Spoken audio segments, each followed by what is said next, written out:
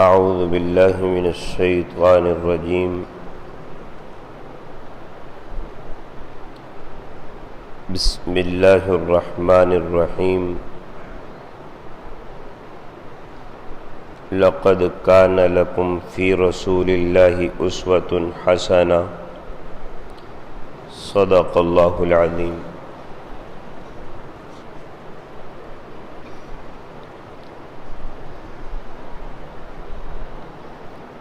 عید کی نماز سے متعلق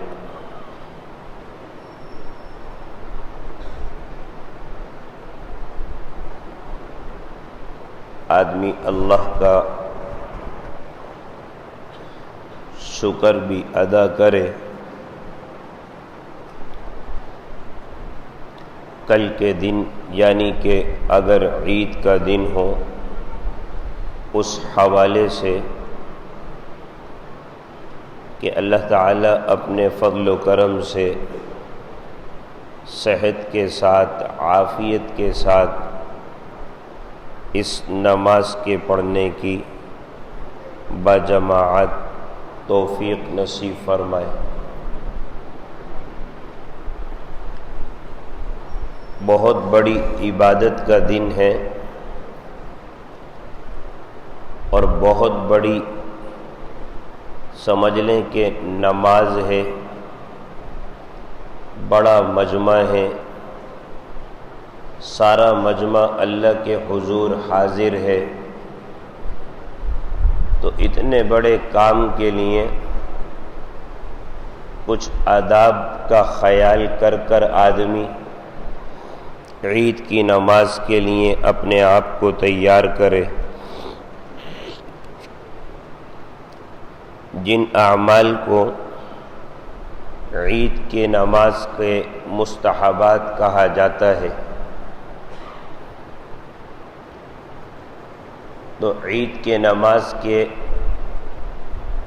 مستحبات سن لیں، یہ ہیں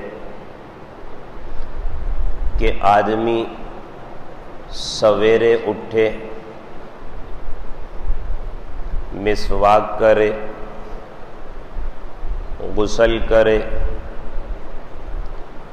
عمدہ سے عمدہ جوڑا نیا ہو یا کہ دھلا ہوا ہو اس کو پہننے کا اہتمام کرے، شریعت کے مطابق اپنی آرائش کرے، خوشبو لگائے،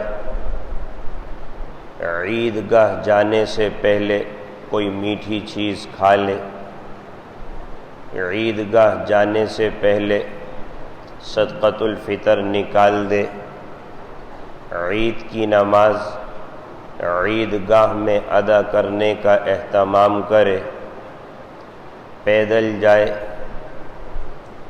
اور ایک راستے سے جائے دوسرے راستے سے واپس آئے، اور جاتے وقت صدا لگاتا رہے آہستہ آواز میں، اللہ اکبر اللہ اکبر، لا الہ الا اللہ واللہ اکبر، اللہ اکبر وللہ الحمد، اور پیدل آنے جانے کا اہتمام کرے۔ یہ عید کے مستحبات کہلاتے ہیں کہ آدمی صبح سویرے اٹھ جائے۔ صبح سویرے کا مطلب یہی ہے کہ فجر کی نماز بھی نہ نکلے اور عید کی نماز بھی نہ نکلے،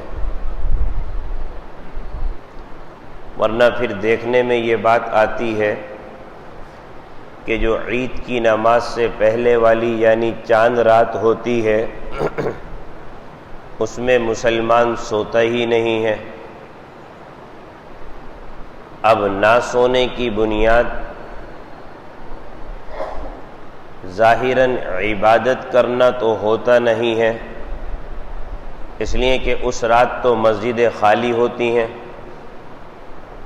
تو دیکھنے میں صورتحال یہ ہوتی ہے کہ بازار بھرے ہوئے ہوتے ہیں، اور بازاروں میں بے تحاشا رش ہوتا ہے،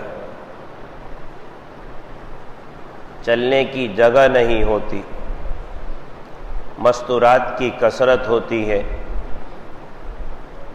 پھر بھی یہ مرد اس بھیڑ میں گھس جاتا ہے۔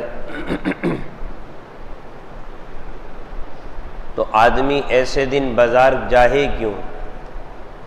کوئی کچھ خریدنا ہو، اول تو رمضان سے پہلے ہی آدمی خریداری کرے، اور اگر بالفرض خریدنے کا موقع ہی ہو تو پورا رمضان آدمی کے پاس ہوتا ہے، گاہے گاہے جو چیز کی ضرورت ہو اسے اختیار کرے، اسے خریداری کرے، نہ یہ کہ آخری رات بازاروں میں چلا جائے اور رات وہیں پر لگا دے، یا دوستوں میں چلا جائے کہ بھئی 10 دن تک اعتکاف میں بیٹھے رہے تھے، لہذا فلاں دوست سے ملاقات نہیں ہوئی، فلاں دوست سے نہیں ملے، لہذا پوری رات وہاں پر گزار دی۔ اگر رات کو اللہ کی عبادت کے حوالے سے زندہ کرتا تب تو بات سمجھ میں آنے کی تھی کہ بڑی رات ہے، مبارک رات ہے، اور یہ رات بھی قابل مبارک ہے، تو اس رات کو اللہ کی عبادت کیا جانا تو سمجھ میں آتا ہے، لیکن پوری رات جاگنا، تیاریاں کرنا، اور تیاریوں کے ساتھ ساتھ یا پھر بازار میں نکل جانا، باہر نکل جانا اور رات بھر نہ سونا، یہ سراسر غفلت کی بات ہے۔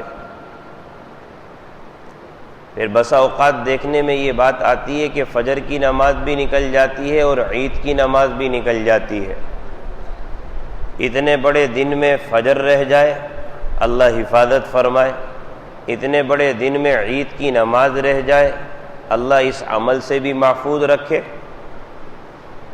نوبت یہی ہوتی ہے، اور آپ یقین جانیے کہ جو احباب یہ بات کہتے ہیں بہرحال ان کا عذر بھی ہو سکتا ہے، لیکن ایک تجربہ اور مشاہدے کی بات یہ ہے کہ جو احباب کہتے ہیں کہ رات کو ہمیں نیند نہیں آتی، رات کو ہمیں نیند نہیں آتی، بہرحال اللہ انہیں صحت دے، اگر یہ ان کی تکلیف ہے اللہ اپنے فضل سے دور کرے، لیکن تجربہ اور مشاہدے کی بات یہ ہے کہ فجر کی اذان سے پہلے یہ نیند بہرحال آنے لگ جاتی ہے، اس لیے کہ شیطان کو پتہ ہے کہ اب اگر یہ جاگا رہا، کانوں میں اللہ کے منادی کی اذان کی آواز پڑے گی تو کہیں یہ نماز نہ پڑھ لے، لہذا کم سے کم 10 منٹ تو اس کو سلا دیا جائے۔ تو جن لوگوں کو نیند نہیں آتی رات کو، تو فجر کی نماز سے پہلے اذان کے قریب شیطان ان کو بھی سلا دیتا ہے تاکہ یہ نماز نہ پڑھ لے، اور جب نماز نکل جاتی ہے تو پھر بیماری کا خیال دل و دماغ میں لا کر اور وسوسے کی بنیاد پر پھر جگا دیتا ہے کہ مجھے تو نیند نہیں آتی۔ تو سوچ لیا جائے کہ اللہ کی عبادت اور نماز میں حضوری کے حوالے سے شیطان کی یہ محنت اور کاوش ہوتی ہے، اور یہ بات بھی یاد رکھنے کی ہے کہ ایسا نہ ہو کہ امام صاحب نے کہا تھا کہ بھئی رات کو جاگ کر اللہ کی عبادت کرنا اچھا عمل ہے، عبادت ایسی کیا کی کہ فجر ہی اڑا دی، تو یہ عبادت بھی اللہ کو پسند نہیں ہے۔ اس لیے کہ روایت میں آتا ہے نبی اکرم صلی اللہ علیہ وسلم نے ارشاد فرمایا کہ جس آدمی نے عشاء کی نماز باجماعت پڑھی اس نے آدھی رات اللہ کی عبادت کی، اور جس نے فجر کی نماز بھی باجماعت پڑھی گویا کہ اس نے پوری رات اللہ کی عبادت کی۔ یہ بچے کو بٹھا کر بھاگے جا رہے ہیں، پوری رات اللہ کی عبادت کی۔ تو اب یہ نہیں ہے کہ آدمی عشاء کی نماز کے بعد عبادت میں لگ جائے اور پوری رات سوتا عبادت کرتا رہے اور فجر کی نماز نکال دے۔ روایت میں آتا ہے ایک صحابی رضی اللہ عنہ کو غالباً حضرت عمر یا حضرت عثمان رضی اللہ عنہ نے فجر کی نماز میں نہیں پایا، ان کی والدہ سے پوچھا کہ وہ فجر کی نماز میں نہیں آئے، تو انہوں نے کہا کہ ممکن ہے کہ رات بھر اللہ کی عبادت کرنے کی وجہ سے اس کی آنکھ لگ گئی ہو، تو آپ نے فرمایا میرے نزدیک یہ بات افضل اور بہتر ہے کہ آدمی فجر کی نماز باجماعت پڑھے بمقابلہ اس کے کہ رات بھر عبادت کرتا رہے اور فجر کی نماز رہ جائے۔ شریعت اعتدال چاہتی ہے، نہ افراط چاہتی ہے نہ تفریط چاہتی ہے۔ شریعت کہتی ہے کہ وہ کام نہ کرو کہ جس سے اللہ کا حق ضائع ہو جائے، وہ کام نہ کرو جس سے نفس کا حق ضائع ہو جائے۔ رات بھر جاگتے رہے، اللہ کا حق ضائع کر دیا، اور رات بھر جاگتے رہے اور نیند آنے لگ گئی اور پھر بھی بیدار کر کے عبادت کرتے رہے، اپنے آپ کو زبردستی لگا کر تو نفس کا حق ضائع کر دیا۔ جبکہ نبی اکرم صلی اللہ علیہ وسلم کے پاس جب حضرت سلمان رضی اللہ عنہ کی بات پہنچی تھی حضرت ابو ذر غفاری رضی اللہ عنہ کے متعلق، کہ انہوں نے کہا تھا حضرت ابو ذر غفاری رضی اللہ عنہ سے، یا ابا ذر ان لربک علیک حقا ولأہلک علیک حقا ولنفسک علیک حقا فاعط کل ذی حق حقا، اے ابو ذر تمہارے اوپر تمہارے رب کا بھی حق ہے، تمہارے نفس کا بھی تمہارے اوپر حق ہے، تمہارے اوپر تمہارے اہل و عیال کا بھی حق ہے، تمہیں چاہیے کہ تم ہر ایک کا حق ادا کرو۔ ایسا نہیں کہ کسی کے حق ادا کرنے میں کسی اور کا حق تلف ہو جائے۔ تو یہ شریعت بالکل اس کو پسند نہیں کرتی کہ آدمی افراط و تفریط کی زندگی گزارے، بلکہ ہونا یہ چاہیے کہ آدمی اپنے آپ کو بھی سکون دے اور اللہ کی عبادت کے لیے بھی اپنے آپ کو جگائے۔ حضرت سلمان رضی اللہ عنہ نے حضرت ابو ذر غفاری رضی اللہ عنہ کو یہی تلقین کی تھی کہ ابتدائی رات میں عبادت کے لیے اٹھے تو سلا دیا، درمیان رات میں اٹھے تو سلا دیا، اور پھر جب نفس کا حق ادا ہو گیا تو پھر رب کی عبادت کے لیے آخر رات میں اٹھایا اور کہا کہ اے ابو ذر اب اٹھ کر اللہ کی عبادت کا اہتمام کرتے ہیں۔ خود بھی اٹھے، ابو ذر رضی اللہ عنہ کو بھی اٹھایا۔ تو بہرحال فجر کی نماز کا آدمی اہتمام کرے۔ فجر کی نماز عید کے دن نکل گئی تو اس کا عید کا دن گویا کہ عید کا دن ہے ہی نہیں۔ وجہ کیا ہے؟ اگر غفلت میں یہ کام کیا ہے، سستی میں یہ کام کیا ہے۔ روایت میں آتا ہے آپ صلی اللہ علیہ وسلم نے فرمایا جو فجر کی نماز کو ترک کرتا ہے شیطان اس کے کان میں نجاست پیشاب کر کے جاتا ہے، اور پھر آپ صلی اللہ علیہ وسلم کی ارشاد کا مفہوم ہے کہ اس کا دن جو ہے وہ ایسے ہی سستی پھر لاپرواہی اور غفلت میں گزرنا شروع ہو جاتا ہے۔ تو پھر اس کا عید کا دن باقی ہی کیا رہا جس نے فجر کی نماز ہی اڑا دی۔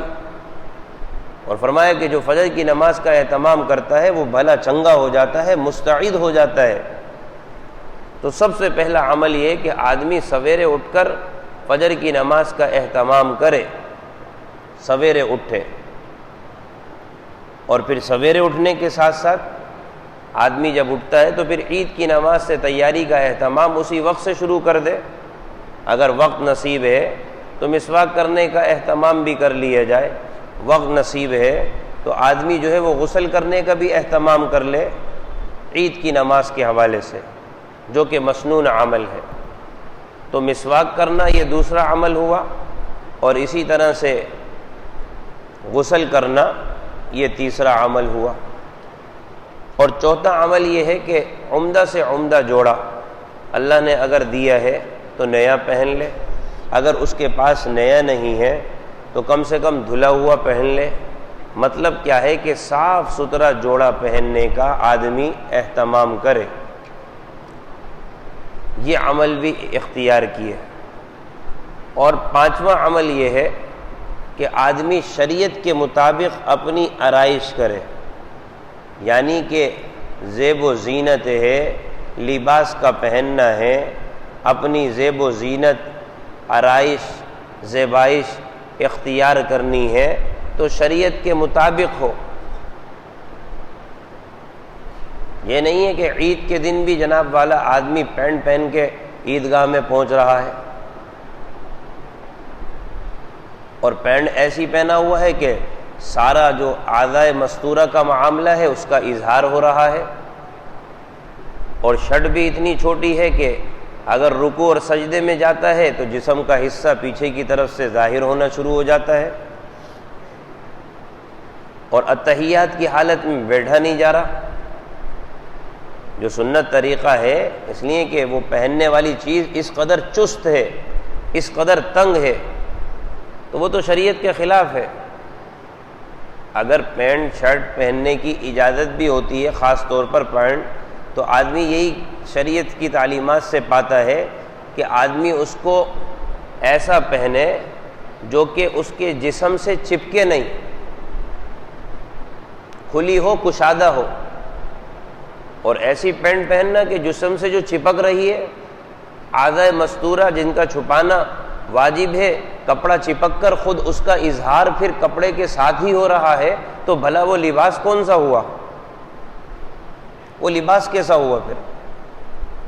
تو آدمی، عید کا دن ہے، اللہ کی ضیافت کا دن ہے، اتنا بڑا دن ہے، بھئی ٹھیک ہے اگر اس کی پینٹ پہننا یا شرٹ پہننا اس کی ایک ضرورت ہے، شریعت نے ضرورت کی بنیاد پر یا عام حالت میں انسان پہن لیتا ہے تو شریعت نے گنجائش دی ہے، لیکن اتنا بڑا عید کا دن ہے، ہونا تو چاہیے مسلمان ہیں ایک سفید کپڑا جو اللہ کے نبی صلی اللہ علیہ وسلم کو پسند تھا، سفید لباس، وہ بنائے، عید کی نماز اس میں پڑھے، عید کا دن کم سے کم اس میں گزارے۔ اللہ کی ضیافت کا دن ہے، عید الفطر کا دن ہے، مسلمانوں کے لیے خوشی کا دن ہے، اللہ تعالیٰ نے اپنی بارگاہ میں بلا کر سارے گناہ معاف کر دیے، اللہ کی توجہ بندوں کی طرف ہے، اور آدمی لباس ایسا پہنتا پھر رہا ہے۔ تو بہرحال انسان کی طبیعت بھی ہونی چاہیے شریعت کے مطابق کم سے کم، کہ بھئی اتنا بڑا دن ہے کہ میں آج جناب والا کوئی ایسا صاف ستھرا اور ایسا لباس جو کہ سفید ہو، جو اللہ کے نبی صلی اللہ علیہ وسلم کو پسند تھا، آپ اسے اختیار فرماتے تھے، بہرحال کم سے کم آدمی اسی نیت سے پہنے، اللہ اجر دے گا، ثواب دے گا۔ باقی آگے کے معاملات آدمی کے الگ ہیں۔ تو یہ مراد ہے کہ شریعت کے مطابق اپنی آرائش کرے، ٹوپی پہن کر آنے کا اہتمام کرے، اور اسی طرح سے شلوار جو ہے وہ ٹخنوں سے اوپر رکھنے کا اہتمام کرے، قمیض صحیح طرح سے بنائے۔ تو یہ مراد ہے شریعت کے مطابق اپنی آرائش کرنے کا۔ اور چھٹا عمل یہ ہے کہ آدمی خوشبو استعمال کرے۔ خوشبو بھی اللہ کے نبی صلی اللہ علیہ وسلم کو پسند تھی، اور آدمی جب عیدگاہ میں جاتا ہے تو سمجھ لے کہ فرشتوں کا بھی ماحول ہے، اور راستے میں بھی فرشتے ہوتے ہیں، اور فرشتے عیدگاہ میں بھی ہوتے ہیں۔ اللہ تعالیٰ ان سے سوال کر رہے ہوتے ہیں کہ آپ لوگ یہ بتاؤ فرشتوں سے بہرحال کہ یہ لوگ آئے ہیں، اللہ اکبر اللہ اکبر لا الہ الا اللہ اللہ اکبر وللہ الحمد کی صدائیں لگاتے ہوئے آئے ہیں، اور میرے لیے آ کر ایسے جمع ہو گئے ہیں، کتنا بڑا اجتماع ہے، تم بتاؤ کہ ان کے ساتھ کیا ہونا چاہیے؟ فرشتے کہتے ہیں باری تعالیٰ ہونا تو یہی چاہیے کہ مزدور کی جو اجرت ہے وہ پوری کی پوری اس کو دے دی جائے۔ لہذا اللہ تعالیٰ فرشتوں کو گواہ بنا کر اپنی عزت اور جلال کی قسم کھا کر کہتے ہیں کہ تم اس بات پر گواہ رہو کہ میں نے ان کے سارے گناہوں کو معاف کر دیا، اور یہ گھروں پر اس حالت میں لوٹیں گے کہ یہ گناہوں سے پاک اور صاف ہوں گے۔ اتنا بڑا دن ہوتا ہے، یہ اکرام کا دن ہے، احترام کا دن ہے، یہ اللہ کی طرف سے اعزاز ہے۔ آدمی خوشبو بھی استعمال کرے، اور خوشبو استعمال کرنے کے بعد آدمی سویرے عیدگاہ میں جانے کا اہتمام کرے، سویرے عیدگاہ میں جانے کا اہتمام کرے۔ یہ نہیں ہے کہ عید کی نماز میں بھی ایک رکعت نکل گئی، اور پھر وہ ایک رکعت نکل جانے کے بعد اب اس کا طریقہ ادا کرنے کا آتا ہی نہیں ہے، اس لیے کہ عید کی نماز تو امام صاحب سکھاتے ہیں تو پڑھی جاتی ہے، ورنہ عید کی نماز ہی پڑھنی نہیں آتی ہے۔ اب وہ ایک رکعت نکل جائے تو آدمی کے لیے تو بڑا مسئلہ ہے کہ یار ہمیں تو دونوں ہی نہیں آتی تھی، یا تو ایک رکعت نکل گئی تو مسئلہ خراب ہے۔ تو یہ بھی آدمی نہ کرے بھائی، سویرے جا کر عیدگاہ میں پہنچے، ورنہ صورتحال یہ ہوتی ہے کہ فجر کے بعد بھی شیطان سلا دیتا ہے، اور عید کی نماز نکل جاتی ہے، اور عید کی نماز نکلنے کی صورت میں آنکھوں دیکھا حال یہ ہے کہ آدمی کبھی 6:45 والی میں ڈھونڈ رہا ہوتا ہے، کبھی 7 والی میں ڈھونڈ رہا ہوتا ہے، کبھی 7:15 والی میں بھاگ رہا ہے، کبھی 7:30 والی میں بھاگ رہا ہے۔ یہ ادا اللہ کو پسند آئے گی بھائی؟ بائک اٹھائیے اور کبھی ادھر اور کبھی ادھر، کیا ہے بھائی عید کی نماز ڈھونڈ رہا ہوں، ادھر نکل گئی تو ادھر بھاگ گئے، ادھر نکل گئی تو ادھر بھاگ گئے۔ یہ طریقہ احترام کے خلاف ہے، اس دن کے مقام کے خلاف ہے۔ آدمی سوچے تو صحیح ذرا یہ کر کیا رہا ہے؟ گھر کے پروگرام ہوتے ہیں، آدمی کتنا مستعد ہو جاتا ہے، اور جن لوگوں کا پروگرام ہوتا ہے نا وہ مہمانوں کی آمد سے پہلے ہی حال کے دروازے پہ کھڑے ہو جاتے ہیں، کتنا اس کا خیال کرتے ہیں اس دن کا اور اس پروگرام کا۔ تو یہ دن بھی اتنا بڑا دن ہے، آدمی اس کا خیال تو کرے۔ یہ نہیں ہے کہ ادھر سے ادھر آدمی بھاگے چلا جا رہا ہے، یہ احترام کے خلاف ہے۔ تو سویرے جانے کا اہتمام کرے۔ اور ایک معاشرے میں آج کل ایک رسم آج بھی پائی جاتی ہے، اور آج سے 15 سال پہلے بھی یہ بات ہم نے دیکھی تھی، آج بھی پائی جاتی ہے۔ وہ یہ کہ ہمارا ایک ساتھی تھا، 15 سال پہلے کی بات بتا رہا ہوں تقریباً، تو وہ عید کی نماز میں وہ دیر سے آیا، اس کی 1 رکعت نکل گئی۔ تو میرا خود اس سے پوچھنا ہوا کہ بھائی عید کی نماز تمہاری 1 رکعت کیوں نکل گئی؟ کہنے لگا تائبو غسل کر رہے تھے۔ یہ بات مجھے سمجھ میں نہیں آئی، تائبو غسل کر رہے تھے اور تمہاری 1 رکعت نکل گئی۔ میں نے کہا اس کا پس منظر کیا ہے؟ تو کہنا ہمارے دادا ابا جب زندہ تھے تو سب کو وہ ساتھ لے کے جاتے تھے، ہم سب ساتھ جاتے تھے، چچا، تایا، پوتے، دادا سب اکٹھے اجتماعی صورت میں جاتے تھے۔ اب دادا مر گئے تو تائبو کی ماتحتی میں جاتے ہیں سب، اور تائبو غسل کر رہے تھے، لہذا ان کے چکر میں ہماری نماز رہ گئی۔ اس کو کہتے ہیں وجدنا علیہ آباءنا۔ آدمی کیسا پارہ شریعت کے مطابق ہے کہ نہیں ہے، نہیں ہمارے ابا یہ کام کرتے تھے، ہمارے دادا یہ کام کرتے تھے، لہذا ہم سبھی جائیں گے عیدگاہ میں اکٹھے، بھلے سے 2 رکعتیں نکل جائیں۔ تائبو غسل کر رہے تھے، یہ شریعت کے خلاف بات ہے۔ سویرے جائے، آدمی دوسرے کا پابند تھوڑی ہے، اور یہ رسم و رواج پہ چلنا یہ شریعت میں پسندیدہ تھوڑی ہے۔ دیکھیں نا رسم و رواج سے کتنا نقصان ہو رہا ہے۔ عید کی نماز جا رہی ہے لیکن وہ دادا کی رسم کو زندہ کرنے میں اپنی نماز کو نکال رہا ہے۔ تو آدمی یہ طریقہ بھی اختیار نہ کرے، بھئی سویرے صاف ستھرا ہو کر آدمی مسجد میں پہنچنے کا اہتمام کرے۔ تو سویرے مسجد میں جانا، وہ عیدگاہ میں افضل اور بہتر یہ کہ عید کی نماز جو ہے وہ عیدگاہ میں ادا کی جائے۔ ہاں عیدگاہ میسر نہیں ہے تو ٹھیک ہے، اپنے علاقے کی مسجد میں بہرحال جو اہتمام ہو رہا ہے آدمی اس میں پڑھ لے۔ اور عیدگاہ جانے سے پہلے آدمی کوئی میٹھی چیز کھا لے، کھجور کھا لے، کوئی سوئیاں وغیرہ کھا لے، یہ بھی ایک مستحب عمل ہے عیدگاہ جانے سے پہلے۔ لیکن اگر گھر میں انتظام نہ ہو تو آدمی اس میں گھر والوں پر ملامت نہ کرے۔ لا ملامت علی ترک الاستحباب، مستحب کے ترک کرنے پہ ملامت نہیں ہے۔ لہذا اگر ماں نے پکایا نہیں، بہن کو دیر ہو گئی، تو یہ نہیں کہ مولوی صاحب نے کہا تھا یہ کام کر کے جانا ہے اور اب تک پہنیاں نہیں بنی ہیں گھر میں، اب تک شیرنی نہیں بنی، میٹھا نہیں بنا، میں ایسے کیسے جاؤں؟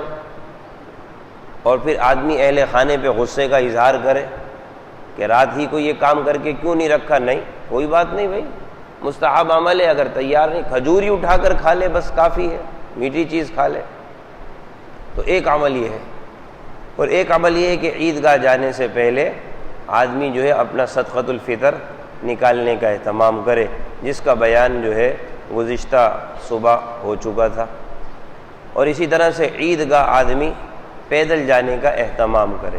افضل اور بہتر یہی ہے کہ پیدل جائے تاکہ مسلمانوں کی جمعیت کا اظہار ہو۔ لشکر کا لشکر عیدگاہ کی طرف جا رہا ہے اور یہ مسلمانوں کی قوت اور اجتماعیت کا اظہار ہو رہا ہے، لہذا عیدگاہ آدمی جو ہے وہ عیدگاہ پیدل جائے اور عید کی نماز بہرحال عیدگاہ میں ادا کرے، اور ایک راستے سے جائے دوسرے راستے سے واپس آئے، یہ بھی عمل مستحب ہے۔ اور جاتے ہوئے آہستہ آواز میں اللہ اکبر اللہ اکبر لا الہ الا اللہ واللہ اکبر اللہ اکبر وللہ الحمد کے پڑھنے کا اہتمام کرے۔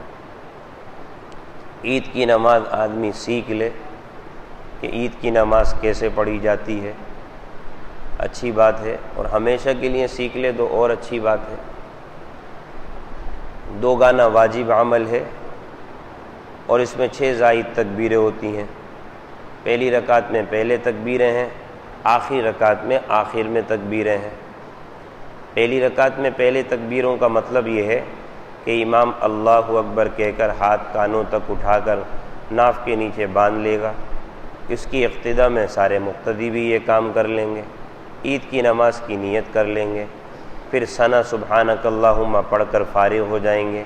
لہذا پہلی رکعت ہے تو اس میں پہلے تکبیریں ہوں گی، یعنی قراءت سے پہلے۔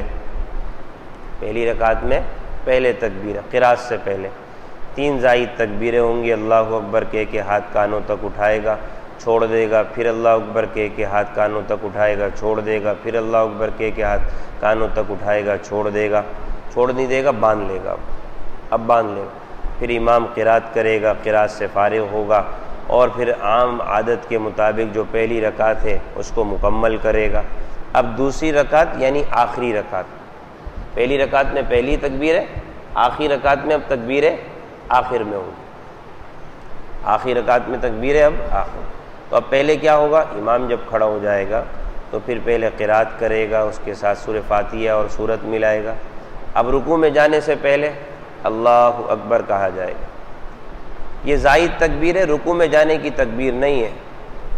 یہ وہ تکبیر ہے جس میں ہاتھ کانوں تک اٹھا کر آدمی چھوڑ دے، پہلی تکبیر، پھر اسی طرح سے دوسری تکبیر، پھر اسی طرح سے تیسری تکبیر۔ اب اصل تکبیر ہے انتقال ارکان کی، ایک رکن سے دوسرے رکن میں منتقل ہونے کی، اب اصل تکبیر آئے گی۔ پھر اس میں اللہ اکبر کہہ کے آدمی رکوع میں جائے گا، نہ کہ سجدے میں۔ بہرحال یہ بھی مغالطہ ہو جاتا ہے کہ آدمی جو ہے رکوع کے بجائے کبھی کبھار سجدے میں چلا جاتا ہے، اور یہ بھی مغالطہ ہو جاتا ہے کہ جب امام قرات سے فارغ ہو جاتا ہے، امام قرات سے فارغ ہو جاتا ہے تو اللہ اکبر کہہ کے بسا اوقات رکوع میں چلا جاتا ہے۔ اس میں دونوں برابر ہیں، مقتدی ہو یا امام ہو، لیکن کیوں چلا جاتا ہے؟ انسان ہے، خطا کا پتلا ہے، کمزور ہے، خلق الانسان ضعیفا۔ اتنی بڑی عبادت ہے، شیطان وسوسوں میں ڈالنے کی پوری کوشش کرتا ہے، کوئی جان بوجھ کے نہیں جاتا، ایک عام مقتدی بھی جان بوجھ کے نہیں جاتا، اس کو پتہ ہوتا ہے، لیکن انسان ہے، صاف ہو گیا، غلطی ہو گئی، کوئی بات نہیں۔ اب یہ فعل ایسا نہیں ہے کہ آدمی بعد میں ملامت کرے گا یار تمہیں عید کی نماز نہیں، عید کی نماز اس کو پڑھنی آتی ہے، اس سے صاف ہو گیا بھائی، اس سے ایک غلطی ہو گئی، بات ختم ہو گئی۔ ورنہ بعض لوگ اس پہ پیچھے پڑ جاتے ہیں، اور بعض لوگ امام کے بھی پیچھے پڑ جاتے ہیں بھائی، کہ سال بھر میں ایک ہی نماز تھی اور آپ نے وہ بھی خراب کر دی۔ تو آپ کیا سال میں ایک ہی نماز پڑھتے تھے؟ اللہ نے اتنی نمازیں پڑھوائی تو ہیں۔ آدمی یہ بات کہے کہ سال میں ایک ہی نماز تھی، تو کیا ایک ہی نماز پڑھتے تھے؟ کتنی نمازیں پڑھتے چلے آ رہے ہو؟ یہ بات الگ ہے کہ آپ کہیں کہ عید کی نماز ایک تھی، تو جیسے عام نماز میں غلطی ہو سکتی ہے، ایسے کہ عید میں نہیں ہو سکتی؟ سوچنے کی بات ہے، عام نماز میں غلطی ہو سکتی ہے تو کہاں لکھا ہے کہ عید کی نماز میں غلطی نہیں ہو سکتی؟ انسان تو انسان ہے، کوئی عید کی نماز میں فرشتہ تھوڑی بن جاتا ہے۔ غلطی عید کی نماز میں بھی ہو سکتی ہے، مقتدی سے بھی ہو سکتی ہے، مقتدیوں سے بھی ہو جاتی ہے، امام سے بھی ہو جاتی ہے۔ بھائی دونوں کون ہیں؟ انسان ہیں، کمزور ہیں، خطا کے پتلے ہیں، نسیان ان کو لاحق ہو جاتا ہے۔ اللہ کے نبی صلی اللہ علیہ وسلم نے فرمایا رفع عن امتی الخطأ والنسیان، میری امت سے خطا اور نسیان کو اٹھا لیا گیا ہے، اللہ معاف کر دیتا ہے۔ تو بندہ کون ہوتا ہے ملامت کرنے والا؟ آجو باجو ایک دوسرے کو مقتدی ملامت کیسے کرے، یا مقتدی اپنے امام کو ملامت کیسے کرے بھائی کہ ہماری نماز خراب کروا دی، ہماری نماز خراب کروا دی۔ ایک عمل امام سے بسا اوقات یہ بھی ہو جاتا ہے بھائی کہ وہ بھی بیچارہ رکوع میں چلا گیا، اس نے بھی زائد تکبیریں نہیں کی، اور جناب قرات سے فارغ ہوا، غلطی سے رکوع میں چلا گیا۔ اب حکم یہ ہے کہ رکوع میں سے جانے کے بعد واپس تھوڑی قیام میں آنے کا حکم ہے، اس کا حکم یہی ہے کہ آگے نماز کو جاری رکھا جائے۔ ٹھیک ہے، ایک مسئلہ کھڑا ہو گیا، اللہ حفاظت فرمائے، لیکن انسان ہے، یہی کام مقتدی سے ہو سکتا ہے، یہی کام امام سے ہو سکتا ہے، دونوں انسان ہیں اور بشر ہیں۔ دونوں انسان ہیں، بشر ہیں، لہذا ملامت والا معاملہ تو ہونا ہی نہیں چاہیے۔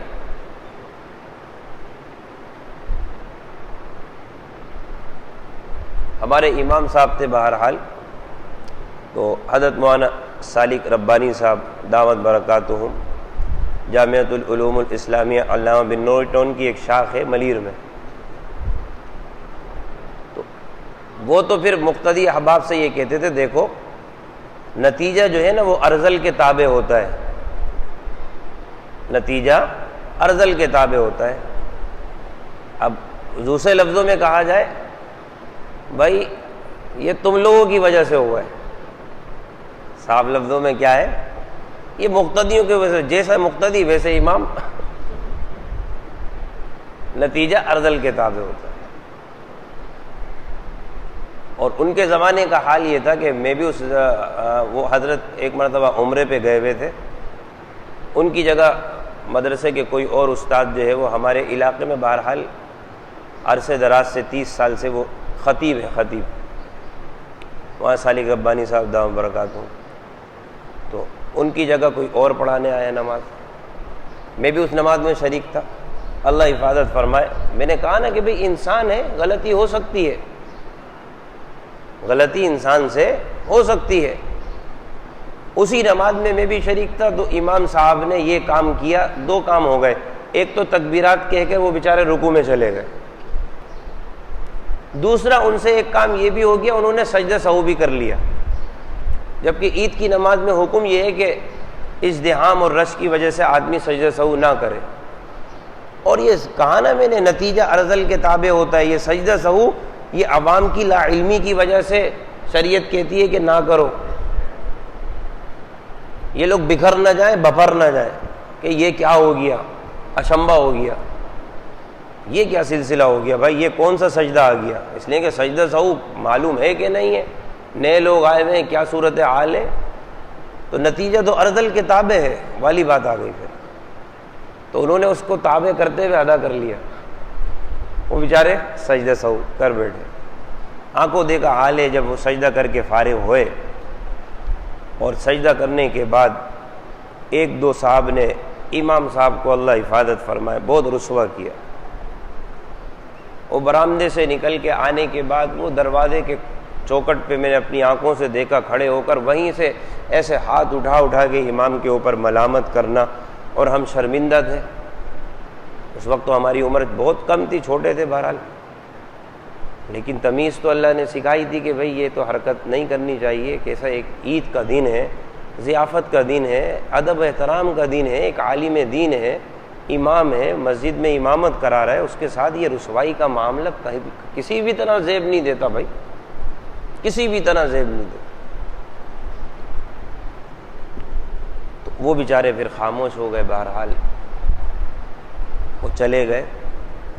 پھر اگلے جمعے حضرت مولانا سالک ربانی صاحب آئے، وہ ہماری مسجد کے شیر تھے، انہوں نے پھر جناب والا سورہ قلم کی جو آیتیں نکالی، ہمازٍ مشاء بنمیم مناع للخیر معتد اثیم عتل بعد ذلک زنیم، اس کی تشریح میں جو انہوں نے ان کی اصلاح کی ہے وہ قابل اصلاح تھے۔ اس کا ترجمہ جا کے ذرا پڑھ لیجئے گا، وہ قابل اصلاح تھے۔ واقعتاً ایک امام کے ساتھ اس قدر ناقدری کا چونکہ وہ تو اصل مسجد کے خطیب تھے اور ابھی بھی الحمدللہ، تو انہوں نے جو اس کی تشریحات میں پھر ان کی اصلاح کی، ہمازٍ مشاء بنمیم مناع للخیر معتد اثیم عتل بعد ذلک زنیم، کہ کیا زبان امام کے ساتھ استعمال کی ہے اور اللہ کے گھر میں کی ہے، کیا تم نے امام کے ساتھ درگت بنائی ہے؟ وہ میرا مہمان تھا، میری جگہ آیا تھا، وہ اپنے امام کے مہمان کا تو خیال کر لیتے، حضرت کے الفاظ مجھے یاد تھے۔ تو یہ طریقہ نہیں ہونا چاہیے۔ اللہ کے نبی صلی اللہ علیہ وسلم سے بھی صاحب ہوا ہے، نبی اکرم صلی اللہ علیہ وسلم سے جب صاحب ہو گیا، آپ نے 4 کی جگہ 2 پڑھا دی، 4 کی جگہ 2 پڑھا دی۔ اب صحابی رسول کی تربیت دیکھیے، آپ تربیت صحابی رسول کی دیکھیے۔ نبی اکرم صلی اللہ علیہ وسلم کی خدمت میں غالباً حضرت ذوالیدین تھے غالباً، نبی اکرم صلی اللہ علیہ وسلم کی خدمت میں آئے. آپ انداز دیکھیے صحابہ کی تربیت کا، اللہ اکبر.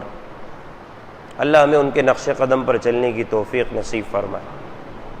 اللہ کے نبی صلی اللہ علیہ وسلم کی خدمت میں آئے، ایسا خوبصورت سوال کیا، ایسا خوبصورت سوال کیا کہ جس میں آپ کی نبوت کا بھی ادب اور احترام اور خیال تھا، آپ کی بشریت کا بھی خیال اور ادب اور لحاظ تھا.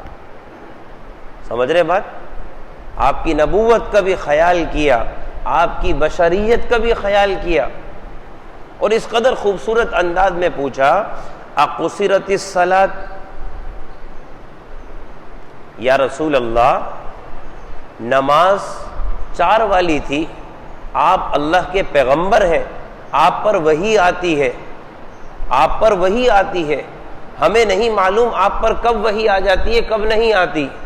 یا رسول اللہ آپ جو ہمیں حکم دیتے ہیں ہم سر آنکھوں پر اس کو ماننے کے لیے تیار ہوتے ہیں. یا رسول اللہ 4 کی جگہ آپ نے 2 پڑھائیں، اللہ کا ممکن ہے حکم آ گیا ہو اور مجھے حکم کا علم نہ ہو. انداز دیکھ رہے ہیں؟ اس انداز میں سوال کیا. میں نے سوال کی تشریح آپ کے سامنے رکھی. اقصرت الصلاۃ، بھائی ہم سفر میں جاتے ہیں 4 کی جگہ 2 پڑھتے ہی نہیں پڑھتے ہیں. اللہ کے نبی کا حکم ہے، اللہ کی طرف سے ملا ہے، تو نبی کی طرف سے کوئی حکم آ جائے، ممکن ہے کہ عشاء کی نماز 4 کی جگہ 2 ہو گئی ہو. تو نبوت کا بھی خیال کیا، رسالت کا بھی خیال کیا. اقصرت الصلاۃ، اللہ کے رسول آپ نبی ہیں، ممکن ہے اللہ کا حکم آ گیا ہو اور 4 کی بجائے 2 رکعتیں اب قصر ہونے لگ گئی ہوں، آپ میری اصلاح فرما دی. اور پھر آگے ایک جملہ اور ملایا، ام نسیت یا رسول اللہ، یا رسول اللہ آپ سے یہ بات رہ گئی، 4 کی جگہ 2 پڑھا دی آپ نے، 2 کا پڑھانا آپ سے رہ گیا، آپ بھول گئے، اس لیے کہ بشر ہے بہرحال. لیکن انداز گفتگو آپ دیکھ لیجئے کہ یہ نہیں کہ بھول گئے، 4 پڑھاتے تھے 2 کیوں پڑھائی، نہیں. طریقہ سوال کا عجیب تھا صحابی رسول کا کہ نبوت کا بھی لحاظ کیا اور بشریت کا بھی لحاظ کیا، اور پہلے اپنی ذات کو مٹا دیا، پہلے اپنے آپ کو قصوروار ٹھہرا دیا، پہلے اپنے آپ کو کوتاہ ٹھہرا دیا. یا رسول اللہ ہو سکتا ہے 4 کی جگہ 2 ہو گئی ہوں اور میں آپ کے حکم سے نا آشنا رہا، نہ واقف رہا. پہلے اپنے آپ کو قصوروار ٹھہرایا، نہ کہ امام الانبیاء کو قصوروار ٹھہرایا، نہ کہ ان پر کوئی سوالات نعوذ باللہ داغے. تو یہ طریقہ ہوتا ہے ادب. میں نے کہا تھا نا کہ انسان پہچانا جاتا ہے تربیت سے.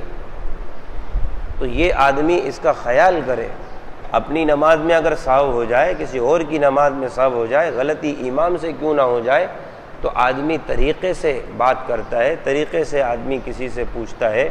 اور یہ بھی تو مسئلہ پھر علم میں ہونا چاہیے کہ اگر امام سے غلطی ہو گئی تو پھر یہ نہیں ہے کہ امام کو ملامت کی جائے. اگر یہ مسئلہ معلوم ہے کہ امام نے غلطی کر دی تو یہ مسئلہ بھی معلوم ہونا چاہیے کہ غلطی کے بعد پھر کیا زبان استعمال کرنا چاہیے. ایسا نہیں ہے کہ وہیں دروازے کے کونے پہ کھڑے ہو کر ہاتھ ہلا ہلا کے آنکھوں دیکھا حال ہے، اور وہ امام ابھی ممبر پہ قریب ہی بیٹھا ہوا ہے، جہاں نماز پہ سے نہیں اٹھا، ابھی اس نے دعا شروع نہیں کی ہے کہ یا اللہ لمان والحفظ. تو پھر ایسے لوگ اسی زبان کے لائق ہوتے ہیں کہ حماز مشاء بنمیم مناع للخیر معتد اثیم عتل بعد ذلک زنیم. آدمی اللہ سے مانگے یا اللہ ہمیں دین بھی نصیب فرما اور دین کی سمجھ بھی نصیب فرما، دین بھی نصیب فرما، دین کی سمجھ بھی نصیب فرما. آج مسلمان کے پاس دین تو ہے، مسئلہ تو معلوم ہے، یوں نہیں کرنا چاہیے تھا، یوں نہیں کرنا، لیکن اس مسئلے پر عمل کرنے کے لیے کیا طریقہ کار اختیار ہونا چاہیے اس سے بالکل نابلد ہے، اور اپنے علم پر گھمنڈ کرتا رہتا ہے، تبھی ٹھوکریں کھاتا ہے، تبھی ٹھوکریں کھاتا ہے. اگر عمل کر رہا ہوتا فہم کے اعتبار سے تو اس طرح کی بدتمیزی کا عمل اختیار نہ کیا جاتا. بہرحال اللہ تعالی یہ دن عافیت سے، اپنے فضل سے اور اپنے کرم سے ہمیں اپنی رضا کے ساتھ گزارنے کا اہتمام نصیب فرمائے.